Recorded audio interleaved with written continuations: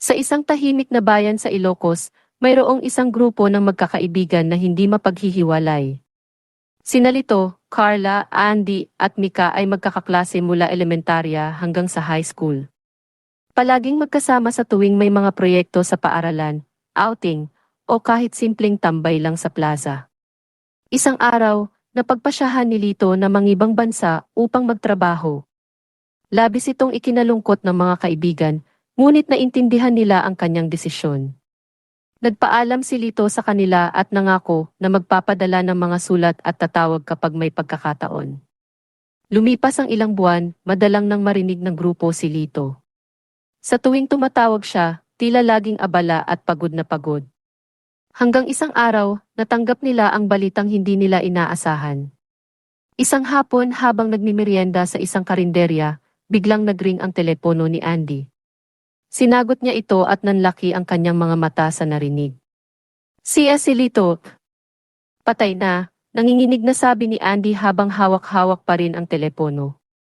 Anong ibig mong sabihin? Tanong ni Carla, naguguluhan.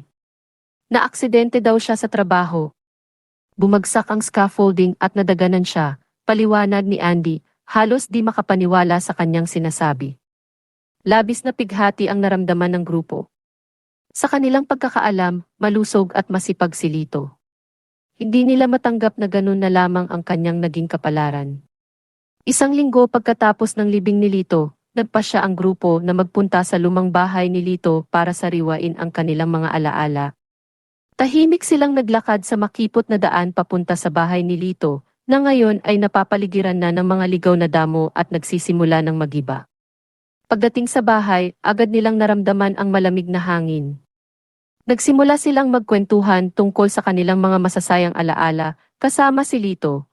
Ngunit sa kalagitnaan ng kanilang pag-uusap, biglang may narinig silang kaluskos mula sa itaas ng bahay.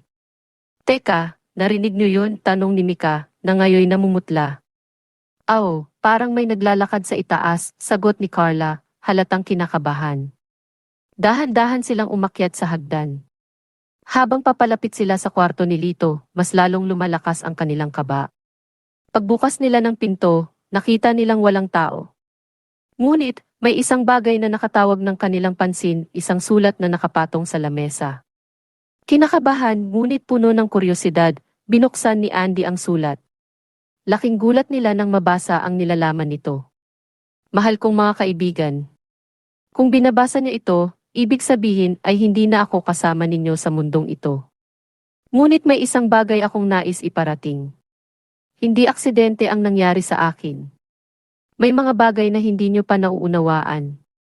Huwag kayong pumunta sa lumang bahay na ito pagkatapos ng aking paglisan. Lito. Labis ang takot na naramdaman ng grupo.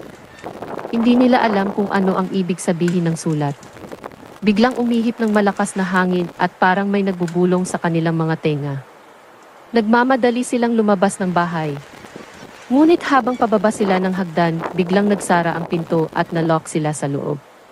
Nagsimulang maglakad si Carla patungo sa bintana upang subukan itong buksan. Ngunit bigla siyang natigilan nang makita ang refleksyon ni Lito sa salamin. Carla, ano yun? Tanong ni Mika, takot na takot. Lito. Si Lito nasa salamin, sigaw ni Carla.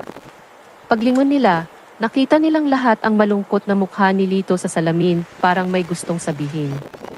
Tila nananakit ang kanilang mga puso sa bigat ng sitwasyon. Mga kaibigan, patawarin niyo ako. Hindi ko kayo mabayaan, sabi ni Lito, tila mula sa kabilang buhay. Nagsimula nang mag-ilaw at mag-on at off ang mga ilaw sa bahay. Parang may mga yapak na naririnig sila na papalapit. Pakiramdam nila ay hindi sila ligtas sa lugar na iyon. Naging malinaw sa kanila na hindi lamang simpleng aksidente ang nangyari kay Lito. May mga bagay na pilit itinatago at tila may mas malalim na dahilan kung bakit nagmumulto ang kanilang kaibigan. Nagsimula silang mag-usap-usap at nagdesisyong alamin ang buong katotohanan.